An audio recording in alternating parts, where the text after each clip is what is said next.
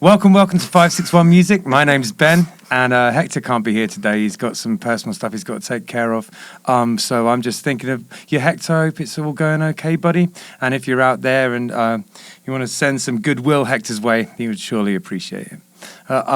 We got Christina and Tori from Driving on Suspended here today. How's it going, guys? Oh, it's going well. How are you? Yeah, I'm good.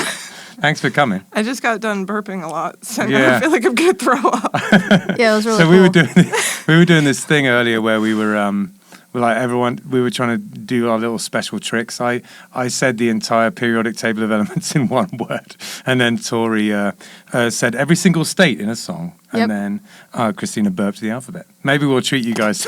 Maybe we'll treat you guys to that a little later on. I'm not sure. Anyway, why don't we start off with the elephant in the room? How come the band is called Driving on Suspended? Relatable content for a lot of people. Yeah, that's fair. Yeah, when we first got the band started, we were both driving on suspended licenses. Okay. And I didn't have car insurance for a year. It's factual, basically. Yeah. Yeah. We're just like being scumbags. Yeah. That's awesome. And since that, when did we start? 2018? 19. 18? Something, yeah. Something or It's other. been a while. And it's confusing because of the weird couple of years we just had. Yeah. I think it was 2019. Yeah, I was in a blackout for a while, so yeah, it was probably... It was 2019. It was at like May. Yes. Okay. May of 2019. I swiped right on Tinder, and Tori came over. Yep. Just Awesome. kidding. That's literally not what happened. But, my license has been suspended like several times since then. Okay. It's good now though. I'm in the clear now. But Well, I got a parking ticket I got to pay, and if I don't, then that might happen to me. So, I've got to be careful. I also with that. have an unpaid parking ticket. Oh, really? Yeah. All right, so when you guys were kids, how did you how did you get into playing music? Like, you're both super musical. I've been listening to your music online, and follow you guys on social media time, and then goes up, and I really like the music, and you're really good musicians and good singers. So it must have come from somewhere. And I'm just curious. Why don't I start with you, Tori? What was your sort of path into playing music? Like, I don't know. I started playing guitar when I was probably like 10. was that like lessons and stuff like that? Yes. My parents got me a hot pink electric guitar because my dad had a Ozzy Osbourne CD, and I really liked the song Mr. Crowley because there's like a guitar solo in it that I really liked. So then for Christmas they bought me a guitar, and then they signed me up for guitar lessons. So I started doing that. Oh, cool. Okay. And how did the banjo show up? I got the banjo probably like 3 years ago. I've always listened to a lot of like bluegrass and old country, probably like because of my grandparents. They kind of got me into that when I was a kid. So sort of to pay homage to them. All right. Yeah. Where are they? Where are you from originally? I'm from Maryland. Okay, hence the Maryland part. Yeah. Okay, got it. I don't have a warrant. full circle. So your grandparents were big country and bluegrass fans? Yes. What about your parents? My dad was really into, I don't know why I said was, he's totally still alive. Well, his tastes may have changed. Yeah, they're into that. My dad was really into DMX. I vividly remember that as a kid. My parents listened to really good music, and I think that's great. probably what led me to be really into music myself. Did you do it at school?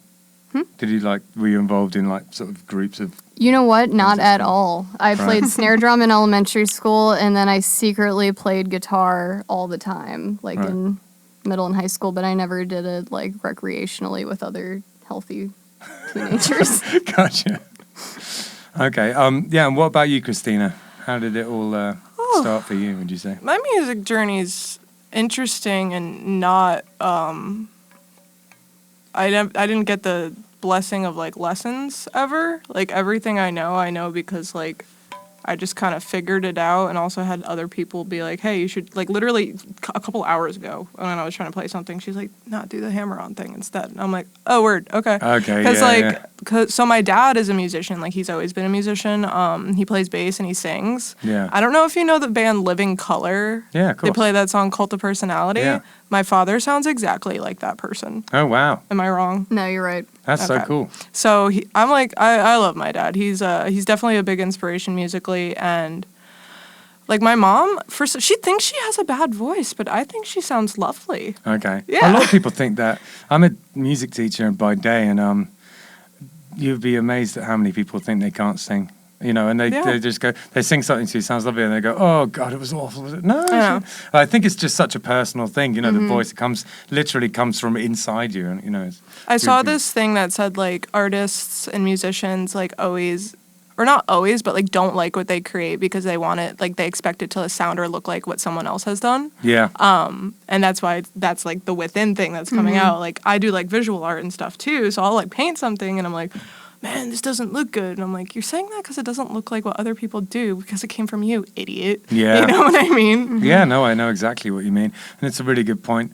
I think with the music that I write these days, I've started to see the things in it that are uniquely me and kind of lean into them rather than run away from them. But Exactly. that's only a relatively new kind of installment in my creative journey, I guess.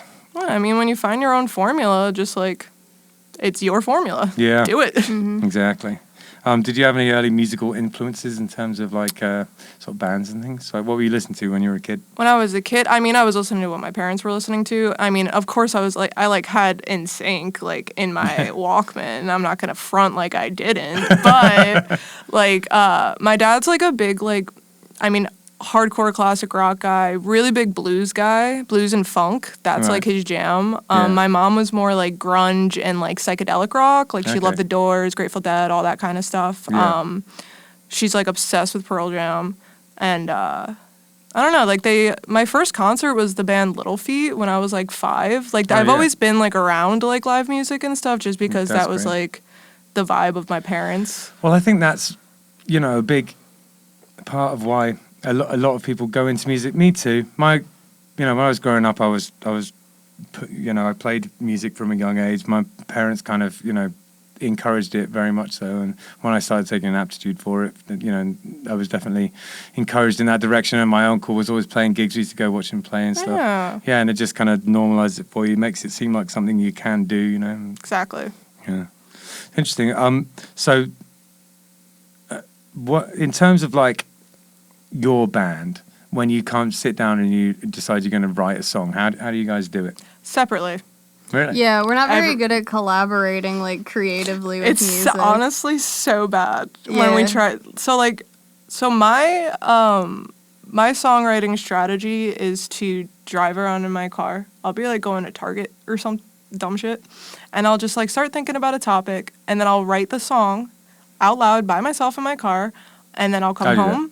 Yeah. And then I'll just put chords to it, and then I'll say, "Hey, Tori, I'm coming over," and then she'll be like, "Cool, I'll write the band." We call it the banjo wiggle, but it's like Okay. it's the solo. Yeah. And then that's how we write a song that I've written. Okay. And then with her, you do your instrumentals first. Yeah, I like have to sit down alone to come up with like banjo riffs that I like. Like I get like all like muddied up when there's like other people listening because I think I get like too self-conscious and I'm trying too hard to like impress other people. Sure. So like I like to just like sit alone and then I do like the music part first and then I kind of come up with like little like buzzword lyrics that like are okay and at least like not embarrassing and then I like work the song around that and then we come together and then like figure out like the harmonies and the other stuff. But yeah, most of the writing is like pretty separate. I think I just had an epiphany What's your about epiphany? why that is different for us. Why? Because, and I could be wrong, I could be just reaching and pretending I'm an intellectual, but I think that since your childhood, like, musical journey was, like, more instrument-centered, as to where mine was more vocal training-centered, except for the part where you did opera training, but we won't get into that. You did opera training? Is that I real? did, yes. Oh my God, tell us about that. That's cool. I just did opera training. So how long did you do it, and what kind of Not stuff were you singing? long. Phantom of the Opera. My big hit was "Think of Me," Right. the Phantom of the Opera song. Yeah. And also Ave Maria. Those Oh, are that's amazing. So you've done like go-tos. quite intensive like vocal training. Oh, then. hardly. I mean, it was probably like a couple months, and I Okay. wasn't like very serious about it. And I Right. didn't want it to be opera. Right. Like my parents were like, "Oh, you like to sing? Let's like get you into that." And then I think they accidentally like hooked me up with like a music teacher that like specifically did opera. It was supposed to be just normal vocal training. Yeah. Like I remember like she kept having me like sing falsetto and like higher and higher. And I was like, this isn't what I want to be doing like, with my voice. Yeah. Oh, buddy. Developing like a real hardcore vibrato and stuff. Yeah, I wanted to be able to do other things. But now, you know, it's nice to know that when I was a kid I could do that. I like tried recently You in do my it car to sometimes. like sing opera again, but it's the smoking, and if you don't use it, you lose it. Yeah. You know? Yeah, smoking doesn't help. I smoked until about 5 years ago. And eventually managed to give up. Congratulations. I mean, I've smoked like a pack and change a day since like 14, like a little shithead. But I randomly woke up recently. It's been almost like a year since I started like vaping, and I would still buy like packs, but then I randomly woke up one day and like legitimately didn't feel like going to the gas station for a pack of cigarettes, and that's how I have not bought cigarettes. There you go. since. I I'm still sometimes- vaping, but Yeah, sometimes I feel like it's when it's your time. Yeah. It's where, you know, it's when the downsides kind of outweigh the good sides, you know, you just stop doing it. No, I agree. My lungs like hurt now, and I've been wearing a patch every day, but then I still like bother her so I can hit her vape. So it's kind of like Yeah. I'm getting like more nicotine than ever. Right. So we'll see. walks into my office every 20 minutes. Says, "Hey man, can I hit your vape?" So do you guys work at the same place? Yes, Where's our that? lives are very intertwined. Yes. That's awesome. Yeah, it's a harm reduction nonprofit called Rebel Recovery. So we work with like substance use disorder having people, and I work with like the housing piece of like a specific program for people that are getting out of jail with like housing instability. She's a supervisor. I am the peer support supervisor there, yeah. Right. Well, I'm one of them. We have a supervisor, a case manager, and a lot of vaping. Mm-hmm. It's sick. That's really cool. A lot of vape smoke. I've done a little bit of work in recovery places. Like I've done like music stuff with Carl. Nice. Oh, cool, yeah. Yeah. Carl's had me come and do it like, a few times. It's Is good- it it's that good. place down south? Yeah. Yeah, I played. That's when you couldn't do it that Oh, day. Recovery yeah. Unplugged? No. Well, I've done one of those, Not that but one. with So- this thing was just me and him, and with a couple of times and just like a group of people. Yeah. Yeah. And I just told my story and played Yeah. songs. Yeah, it was That's cool. cool. Carl's great. Yeah. Yeah, we did that for Surge too when he was at Transformations, and what was the other one? Recovery Unplugged, right? It wasn't Recovery Oh, the one that Unplugged. was in Lake Worth. I don't remember. We the did name of Recovery it. Unplugged for Marissa, but then we did the other one where we recorded. I know, I can't remember I don't remember. the It name was of a the place. place. Right. Yeah, one of those rehabs. So you like have you been on the other end of all that? Like I know I. Oh yeah, know. big yeah. time. Yeah. Okay. Yeah. Yeah. Yeah. I figured like if you work in it, you probably have. Yeah. Yeah. If you have a lot of suspended licenses and you work in like a treatment, And also it's- be 26 and like decade-long smokers. yeah, you probably dabbled in. Well, I don't want to assume. yeah. I appreciate that. Yeah, no, we did the whole deal. So that's actually kind of not really how our band got started, but that's like sort of how we met. Because when I like first was like getting sober, I moved down here and I didn't know anyone. Yeah. And then Christina was super outgoing, and we had like a mutual friend, and so she like DM'd me on Instagram and was like, "Oh, come to my house." And She just showed up at my yeah, house. and like I didn't know anyone, so I was like, "Yeah, she's like sober and seems like she'll be willing to spend time with me." Right. So then, And then she started playing Outkast on guitar. yeah, And I was like, cool. Because we'd use that thing of like, because at this point, like, I wasn't even playing guitar at this point. Like, I had only like started playing ukulele because I was like, it's an instrument and it's fine. So I started playing ukulele, and then like, we used the whole like, we like the same music. Do you want to maybe jam? Right. Yeah. To like be the buffer of like hanging out. Yeah, Because the like, I don't know. icebreaker. And there's like a weird thing about like being an adult and being women and then just being like, let's be friends. you're like, Right, "Hey, I don't yeah. know you. Do you want to form a friendship? Let's build together." Would you like to form an alliance with me? Really weird. I was kind of driving up there, and I was like, I hope she doesn't try to like have sex with me or something. But now, here's the thing. Now she gets mad that I never did try. Yeah. She's offended. Yeah, like I'm super straight, but like it sort of hurts my feelings a little bit. Yeah, I get it. I'm sorry, buddy. It's okay. You mean more to me than just that, okay? Thank you. But yeah, no, that's basically how the band started. Was we're both sober and don't know or like that many people. You want to play music? Yeah. And then we like to not like to, but we jokingly say, "Oh, the band started by accident," because then like months went by and we were actually doing things and also Right. enjoyed hanging out, Yeah. and we realized, wait, this could like be a thing. Yeah, awesome. Yeah, so No, that's great. You know, I know that my playing and my general approach to music's very different since I got so I've actually practiced now. You know, like Yeah. which I didn't. I mean, when I was a kid, I did, and when I was a teenager, I did. But you know, in my 20s and 30s, I just kind of showed up to the gigs Yeah. and practices. But yeah, I'm definitely doing way more with it now. You know, it was something that I kind of promised myself I'd do. You know what I mean? Like, yeah, and it's been great. I've been super productive. I've been sober a couple of years. nice. Yeah. Oh, look at us, guys. I know. Look at us all go. Yep. It's like Yeah, yeah. teetering. Like we're kind of talking about drugs. Okay, wait, we're also cool. Awesome. Yeah. Oh, that's Totally. great. Yeah, and you know, just what was I going to say about that? I can't remember. But the question that comes up from that is, do you guys also practice when you're like you must do because you're real good at your instruments. Oh, thank you. Thanks. That I mean, for me, like, Tori will tell you, I'm always like downing myself because like Right. I like feel like I have like a low self-esteem when it comes to the music stuff, specifically the instrument piece. Like, Yeah. I don't really have an issue with the vocals. Like, I feel like that's my bread and butter as just like a musician in general. But like, the first time I played guitar, like we were recording at this dude's house and it was a whole thing. But then he was like, and I was only playing ukulele. We only had guitar ukulele songs. She was playing guitar, I was playing ukulele. And he was like, I have this old guitar, like here.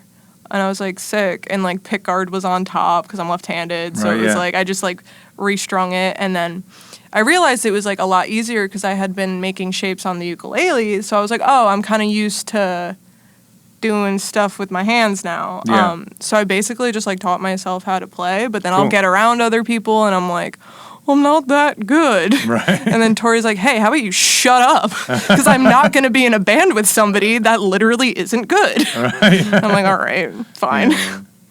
That's cool. How did it go with the banjo? I've only been playing it a few years. You must have done quite a lot of practice in those 3 years. Yeah, you know what's funny? I like love playing instruments for fun. So like practicing isn't like boring for me. Like I Sure. actually enjoy doing it. It's like my downtime.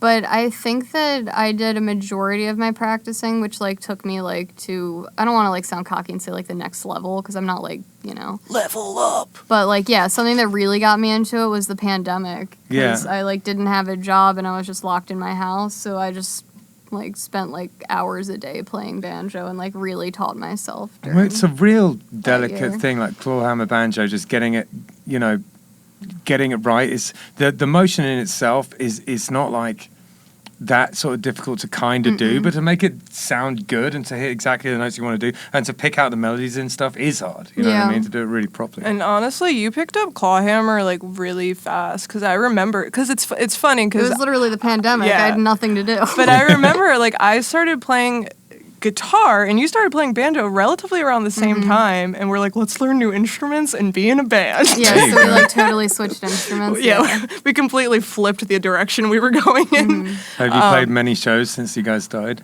Kind of, yeah, actually. And it's even like, I mean, we weren't playing really during the pandemic, like, obviously based off, like, personally not wanting to be, like, bad. And then, Right. like, you know, just not many places booking Yeah, it was an places. awkward time. All Yeah, around. and it's Yeah. funny that we like found our like groove right when everything started. So it's like, shit, we like have this product we want to put out there and play for people, but like everything's closed. Yeah, that's a shame. For me, it was in a weird way a blessing because it was right around the time that I was sort of, you know, getting sober and that. So it was a good time for me to happen. And then the way that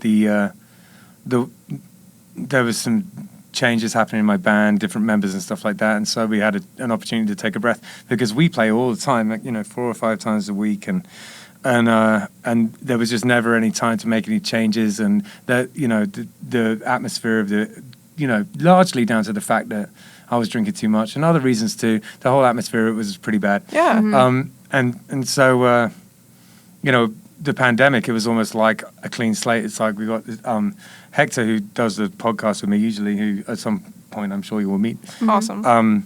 He joined on bass. Nice. And we had all this time to practice, and I got to teach them all the songs, which is really weird. When your band's been together for 10 years and then you're like teaching everyone the songs you've been playing for 10 years, it's a very strange thing to do. But we did that, and then we kind of got back out there as if, and kind of almost like, didn't miss a beat, came back out when everyone else came back out as if nothing had happened, except we were like tighter and better. It was cool. That's awesome. Yeah. I mean, we basically wrote our last EP like during the pandemic. Like, what songs are on there? Yeah. Yeah, everything They that's were all- on it yeah. is all like new stuff, yeah. Just because we were sitting around doing nothing, and we would just like social distance but together. Yeah. And just play music together.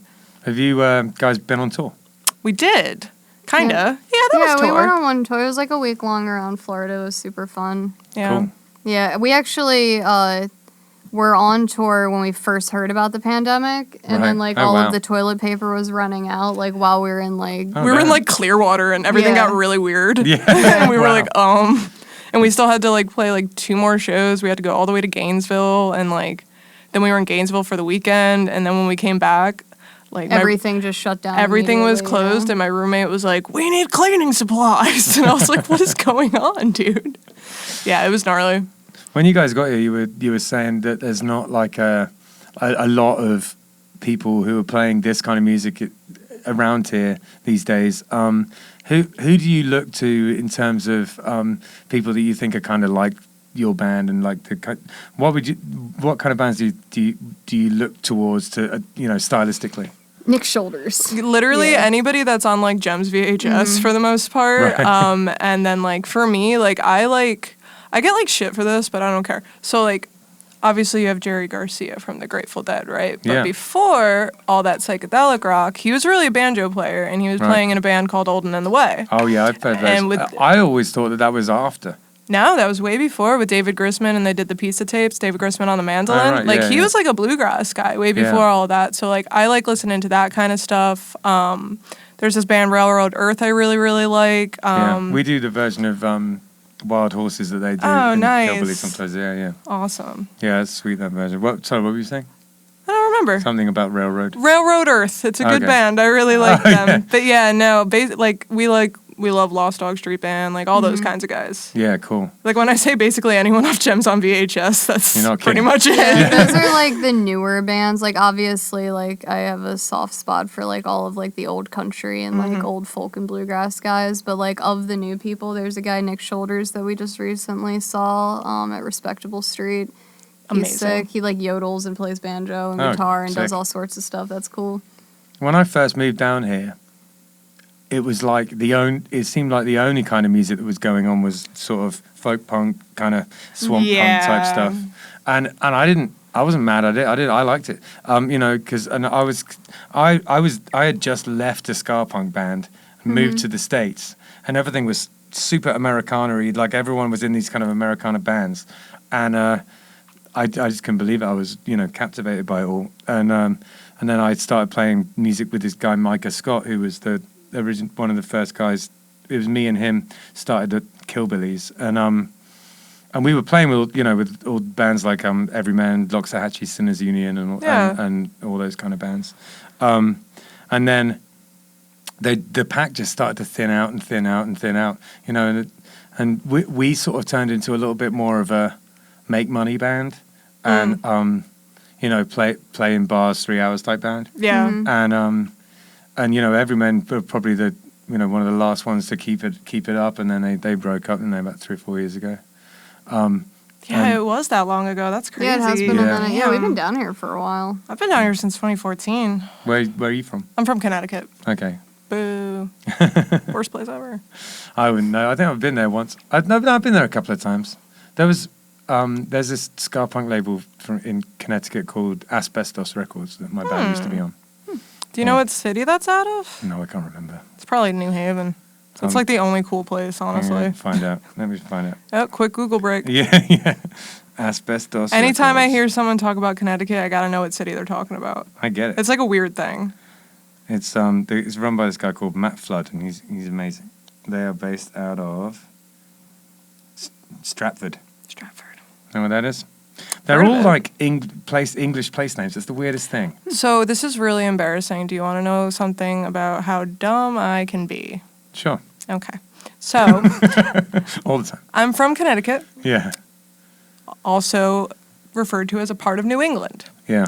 Literally, maybe 4 or 5 years ago, I literally realized they called it New England because people from England came over and made a new one. That's why there's York. Yes. And then So there's many New York. English names. In Connecticut, there's New London. Yeah. And this stuff just didn't dawn on you until recently. This happens to me a lot. This is like a weird thing that happens for me. Like the other day, I realized that when you say that you're fessing up to something, Yeah. you're confessing. Like I don't Okay, put I'm stuff gonna like cut that you together. some slack on that because I didn't think about that until right now. I got to get one of those. Confessing. Yeah, I don't know. A friend of mine, Layla, who was the singer in my old band, she, until she was really old, thought that orange juice, genuinely, she thought orange juice was called orange juice. Orange juice? ORAN juice. Orange juice. What's an orange? Exactly. But she just never she'd never questioned it. That's a she rare just thought fruit. She'd never put together the fact that oranges were a thing, and if you juiced them, you got orange juice. She just thought it was a thing It was called just orange juice. Well, that's kind of like when people say like when you're like a kid or whatever with the open sesame. People think you're saying open sesame, like Yeah. the seed, but it's open sesame. Sesame. Okay, You know am what I I mean? extremely right, dumb yeah. or is all of this? Because I also No, but assumed I that it was didn't. open sesame. I suddenly just realized that. Yeah. now. Wait, so what you're telling me is that I'm like the smartest woman ever? Yeah, Yeah. you're the Oh my God, smartest thank you. person to ever live, I think. Thank you so see, much. you have your moments. This is one of them. Thank you so much. What was it? Wasn't there something kind of recently that I was... I thought... Probably. I can't think of it. Well, So, you have done a bunch of recording with Serge from Everman, right? Mm-hmm. yes. Yeah, that's cool. What did you record the last thing you did? He's recorded almost everything that we've done. No, yeah. he's recorded awesome. literally Every everything. single thing. Yeah. Except for like the But Baby I Got Your Money. Oh yeah, that's the only thing that we wasn't- released from that. Wasn't Surge related. Okay. Who But, recorded yeah. that? This guy Eddie. Right. Yeah, he's in the band Blacklist. Okay. Yeah, it's like they're kind of punk, I think. Yeah. I don't know if that's what he's leaning towards. Right. I don't put genres on Punk by people accident. unless they're like, unless they like have one they've said themselves. I Sure. don't like to like say what people are. No, I get it. People can be funny about that. We call ourselves half-ass bluegrass. Yeah, I mean, with the lyrical content and stuff, I think it does kind of it is sort of folk punk, isn't it? Basically, A bit. I don't think we like sing too. does that irritate you? Being No, it doesn't. We're kind of sort of trying to like edge out of that genre to Yeah. an extent. Okay, Because we'd kind of like, we're sort of trying to like transition more into like alternative country. I get that, More and than that's anything. honestly kind of what happened with me too. Is I got in. I mean, I don't know this is exactly what happened with you guys, but this is what happened with me, which is I got into all of this kind of thing, sort of from like punk, being Yeah. around all these punk Yes. bands and stuff, and then starting to listen to Against Me and Frank Turner and stuff, and then all of a sudden I just found myself listening to all this bluegrass and old country, and then that, then I started chasing that instead. It's Yeah. the punk to country pipeline. Everybody goes through Yeah. it. Literally, everybody Super goes through common. it. Mhm. Exactly. Yeah. So yeah, Okay. but with like the lyrical content of like folk punk, like I still listen to some folk punk, and like I used to like really be into it, but I personally don't like I'm somebody that was like an IV drug user, like experienced homelessness, like a bunch of bad stuff.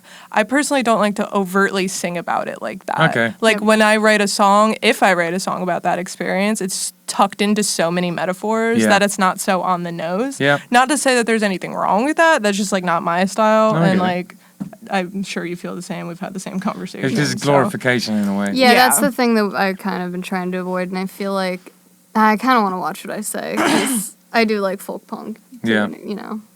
Yeah, it's just it's not the style that like I'll listen to it, but it's not the style of music I want to play, and it's not the kind of songs and lyrical like I've always I don't know like as I get a kid, not wanting to glorify it. yeah, and like as a kid and just growing up, like I used to do like, this sounds so cringe, but I used to like do poetry slams. Like I'm very like Oh wow, cool.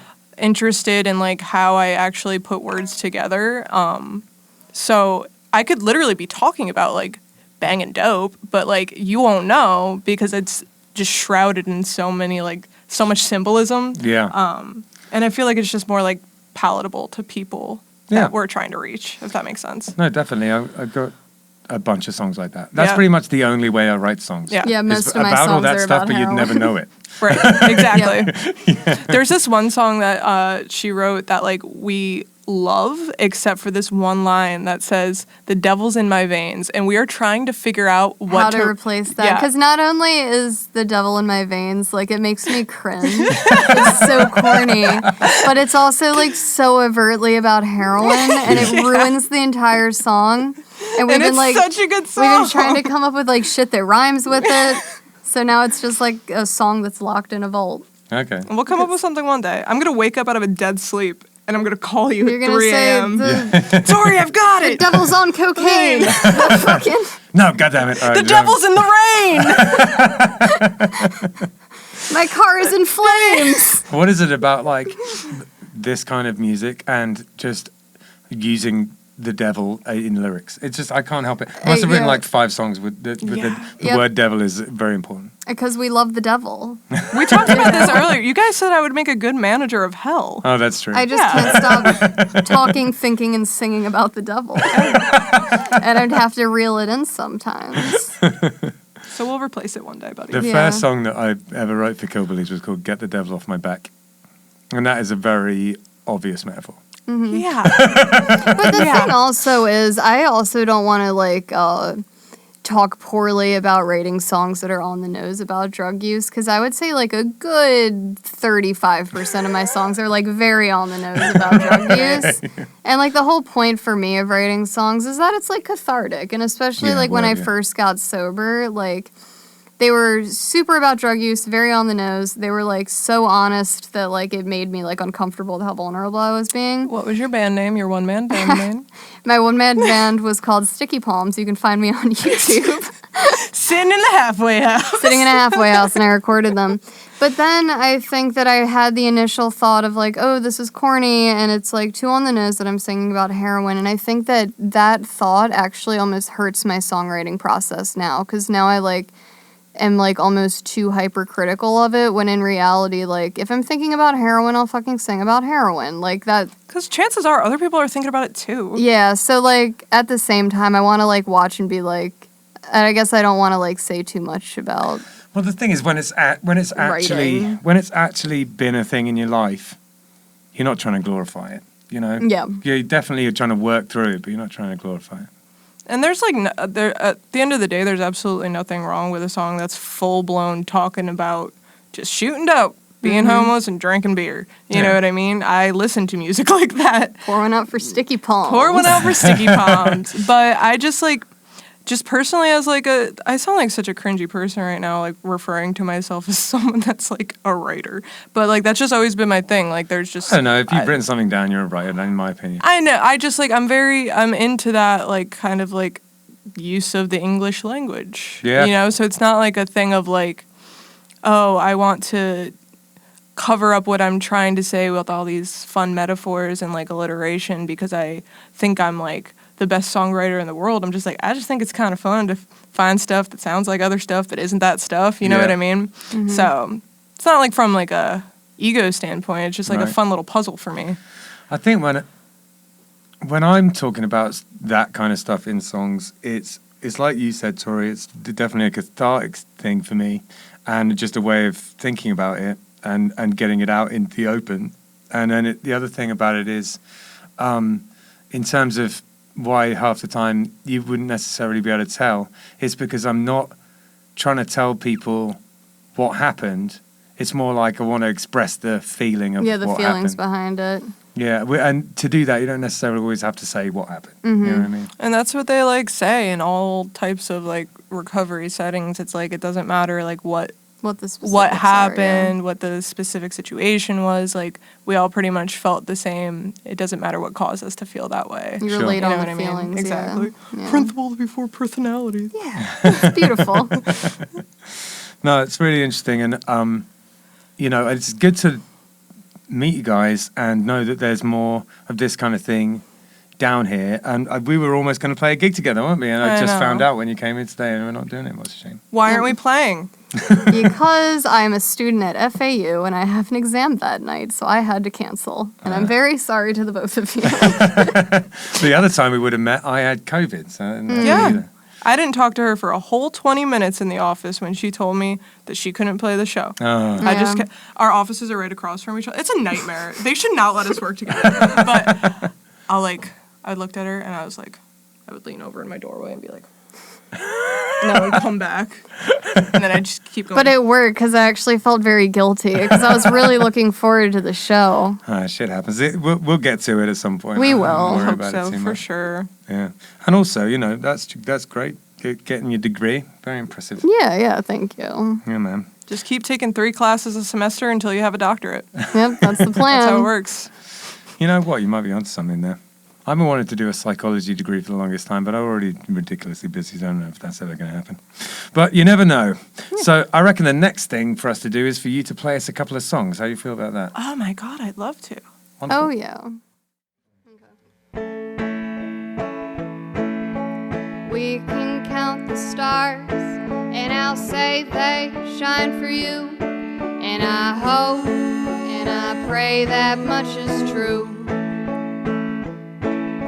And I'll never forget about the way that your hair curls. And I know that you'll never be my girl. And I'll sit on the corner just to watch the puddles form. But when they say it rains, it fucking pours. And I'll never forget about the way that your hair curls. But I know that you'll never be my girl. And if it's all the same to you, keep sleepwalking around the room until the sun goes down on this apartment. And if it's right as rain, I know you'll never look at me the same, just like you did when you could stand up straight.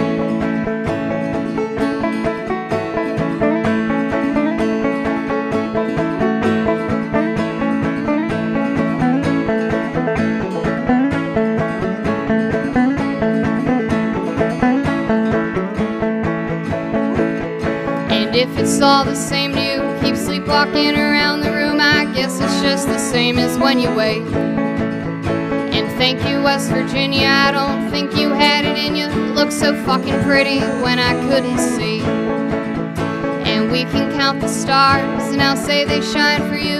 And I hope and I pray that much is true. And I'll never forget about the way that your hair curls. But I know that you'll never be my girl.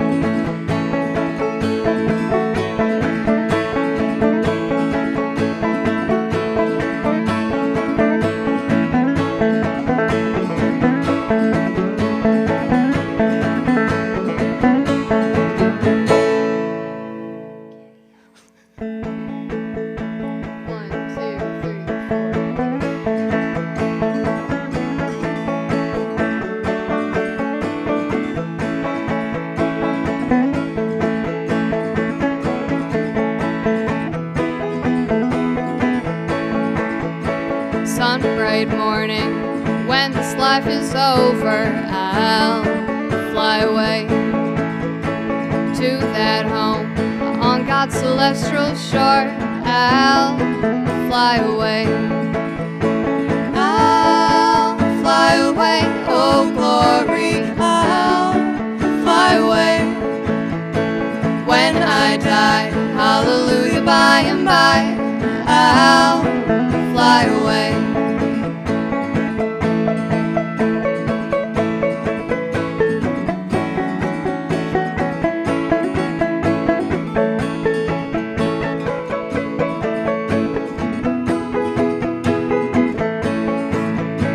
Just a few more weary days and then I'll fly away to that land where joy will never end.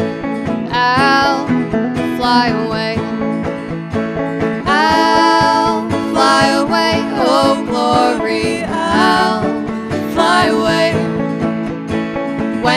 die, hallelujah, by and by, I'll fly away.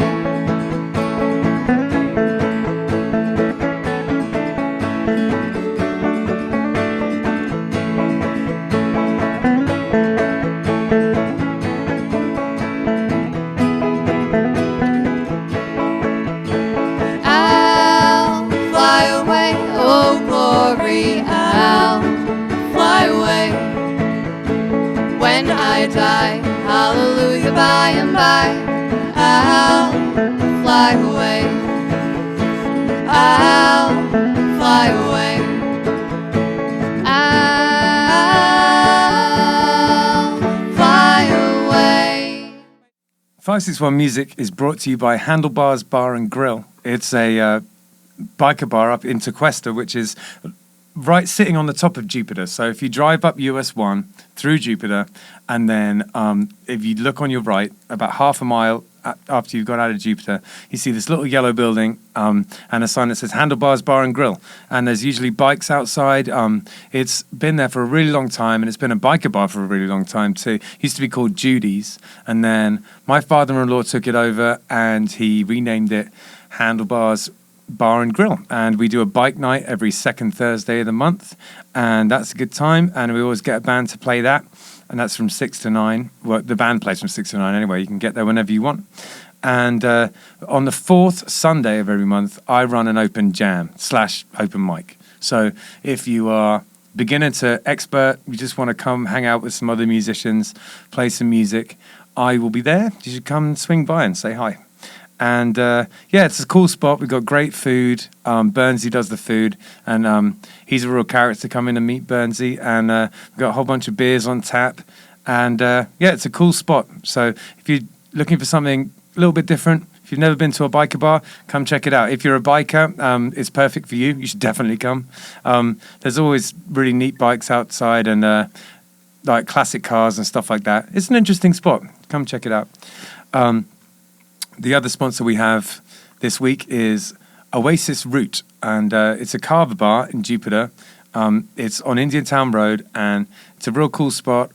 It's run by Jim. He does a real good job of it. There's one type of Kava, one type of kratom, but you know you can have like it however you want to have it. But his whole thing is like simple but effective. He doesn't have like a million different types of Kava or anything like that. Just like one good one of each, and it's a fun spot. You know, like it's like a bar except no one's drunk, which is pretty chill actually. And yeah, and you should come hang out there. There's always some people playing guitars in there. It's kind of a good vibe actually. It's right around the corner from my house, so I go in there once in a blue moon. And Jim listens to the podcast, so hi Jim. And yeah, if you want to come to Oasis Route and try out his Kava, you definitely should. All right, so let's get back to the music. You just played us a couple of songs. They were great. Could you tell us a little bit about them? Tori. Yeah. Another song about West Virginia. I wrote that about West Virginia.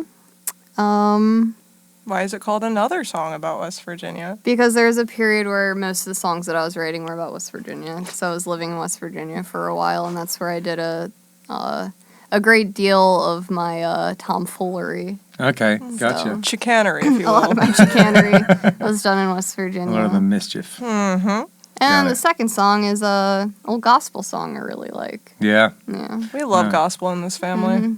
No, I get it. When you guys got here, I kind of jokingly said, like, did Oh Brother, Where Art Thou get you into country? And the reason I said that is because it kind of did me, honestly. Yep. I remember when I watched that movie, I was like, oh, country's good. I didn't realize That it was Man good. of Constant Sorrow that they do, though. Yeah. Oh. Yeah, it's sick. Because Yeah. I had remembered, like, hearing that song, just, like Old and in the Way does it, like I was talking about those guys earlier, and, like, it's, like, old folky, though, but, like, for some reason, They like... do a version of Man of Constant Sorrow? Yeah. I didn't know that. Oh, yeah. It's, like, really... We do a version of Man of They Constant do Sorrow. Shady Grove. I knew that, yeah. Yeah, they do the song Rosalie McFall. They do, like, a lot. I'll have to send it to you. It's called The Yeah. Pizza Tapes. It's really, really good. Yeah, cool. I've sort of listened to it. I've listened to bits of it. I never listened to the whole thing all the way through, though. Yeah, it's very good. I like it. Yeah, cool. All right. Yeah.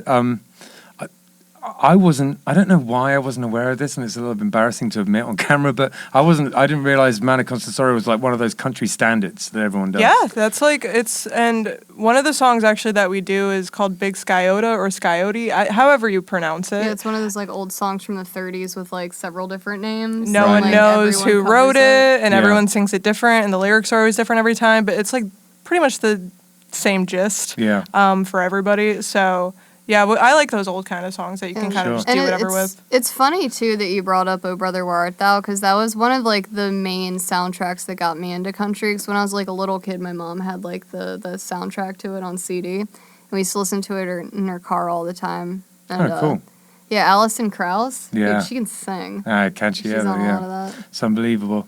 Yeah, for a bit there, it was just the most. It was like coffee table music, wasn't it? Like my mom was listening to Alison Krauss and stuff like that, and it was a good time for music. That whole period of time is why I ended up doing a band like Killbillies for sure. Yeah. Mm-hmm. You know. You think it's like the oldies, but then when you actually listen to it, you're like, wait, Yeah. this is really good. Yeah. yeah, exactly. And you were saying about Shady Grove, and we play that one as well. Have done for years. I love that song. Like, do you guys play Shady Grove? We've like diddled We've around messed on around it with it, before, yeah. but Yeah. we haven't like, cause We've never recorded it or like Yeah. done much with it. and we but- haven't like locked down like harmonies on it or anything. Yeah. That's like our formula is like I'll play rhythm guitar, she'll claw hammer on the banjo, do a sick little banjo wiggle, and then we'll do some like really nice harmonies, and then we're like, here, listen. Yeah, there you So go. we just That haven't works. like we haven't worked on that one in a while. So And maybe that's another like funny cheat code to like playing because we've really been transitioning more into like the older country and like I've been doing a lot of like little like fun covers with like old country songs and like old folk songs is that like you can play them and not a lot of people know them, so it's like not like you're doing like corny covers, like it's like, oh, this is like a piece of Exactly. history, so it's like Exactly. great, I That's don't what have to write songs Yeah, and it's a piece that's of exactly history. right. You get it? Yeah. and nobody's mad at us for playing Wagon Wheel. Yeah. So it's fine. Exactly.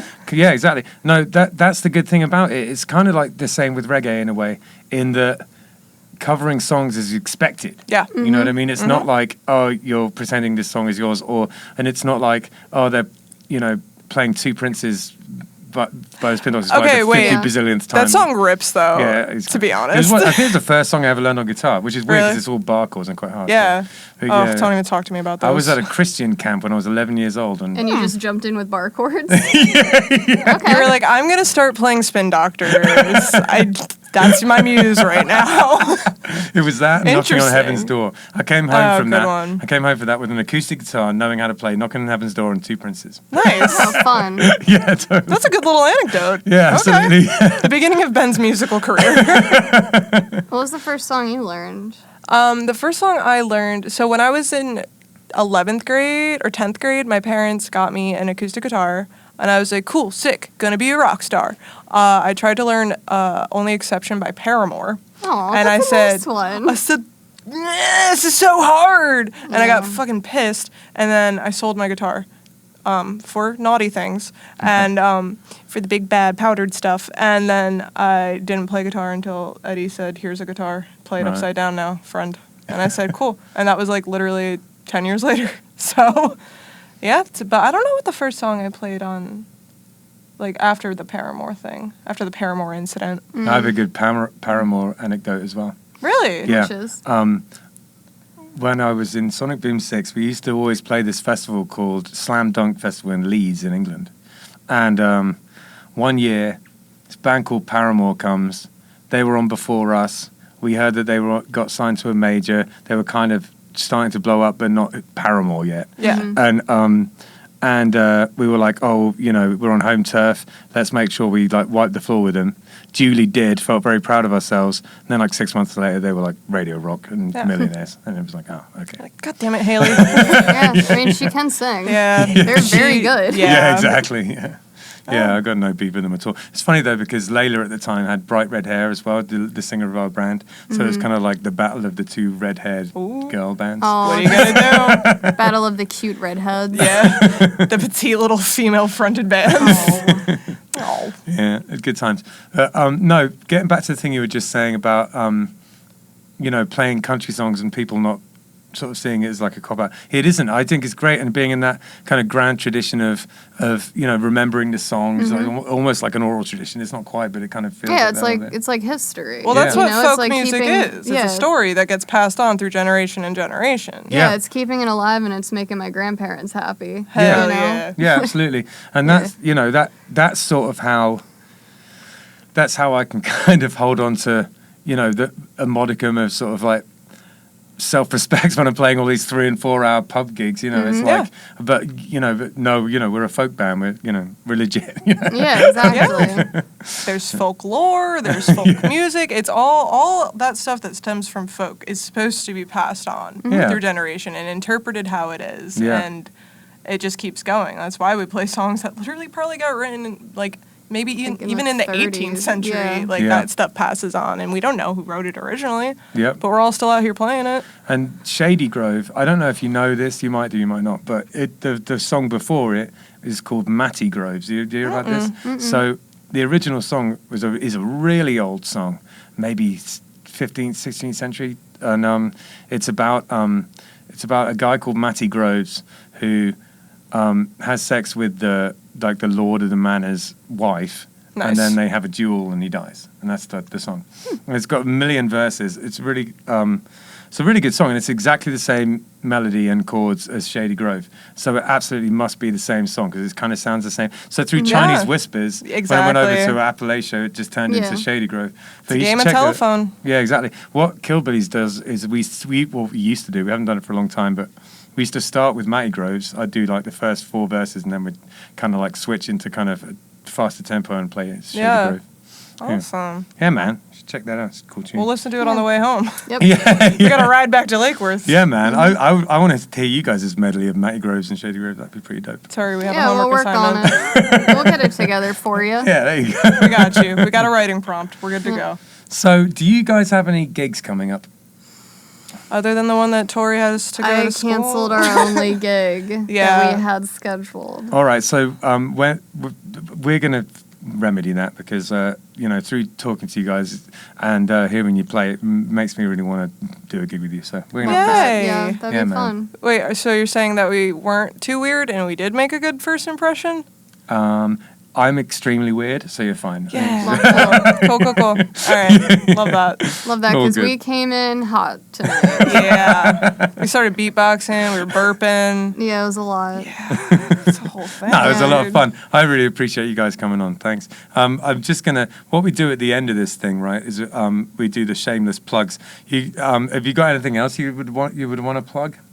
Probably just our socials and that's it. We don't really have any shows coming up right now, so I'm low-key working on becoming TikTok famous, and Tori doesn't respect it whatsoever. Yeah, I hate that. I don't give her access to. I don't let her know what I post. According to a lot of people, in 5 years, it's the new social media to do anything, and she refuses to make a banned one. So I'm out here making little silly jokes that I don't let any of my in real life friends see. Right. So I don't know why I'm even saying that because I'm not trying to plug my TikTok. I don't want anyone that knows me to know about it. That might be a really good way of making it work out for you, actually. Okay, so no one's allowed to watch it. Everyone's so going to if try I watch can it. do a shameless plug, if I could shamelessly ask anyone who's listening to this to follow us on Instagram, we're driving on Are we driving on suspended band? No, that's our email. Yes. You can email us at drivingonssuspendedband. If you ever get lonely late at night, you can shoot a quick email to drivingonssuspendedband@gmail.com, or you can follow us on Instagram at drivingонsuspended. And if you